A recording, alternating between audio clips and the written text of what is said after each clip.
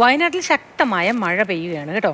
മഴ ശക്തമാകുന്ന സാഹചര്യത്തിൽ വയനാട് മേപ്പാടി പഞ്ചായത്തിലെ 5 വാർഡുകളിൽ നിന്ന് സ്കൂളിലേക്ക് പോകുന്ന കുട്ടികൾക്ക് അവധിയെടുക്കാമെന്ന് കളക്ടർ പ്രഖ്യാപിച്ചിട്ടുണ്ട്.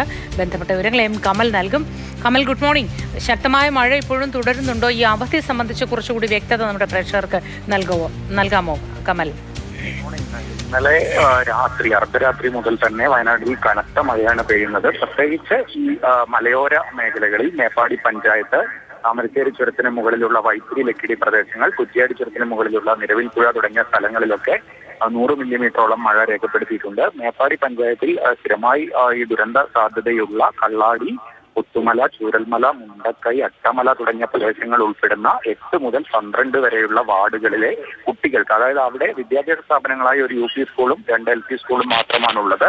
പക്ഷെ അവിടെ നിന്ന് മറ്റ് വിദ്യാഭ്യാസ സ്ഥാപനങ്ങളിലേക്ക് പോകുന്ന വിദ്യാർത്ഥികൾക്ക് ഉൾപ്പെടെയാണ് കലക്ടർ അവധി നൽകിയിരിക്കുന്നത്. അതായത് ഈ വാർഡുകളിലെ വിദ്യാർത്ഥികൾ വിദ്യാഭ്യാസ സ്ഥാപനങ്ങളിൽ പോകേണ്ടതില്ല, അവർക്ക് പ്രത്യേക അവധി അനുവദിച്ചിരിക്കുന്നു.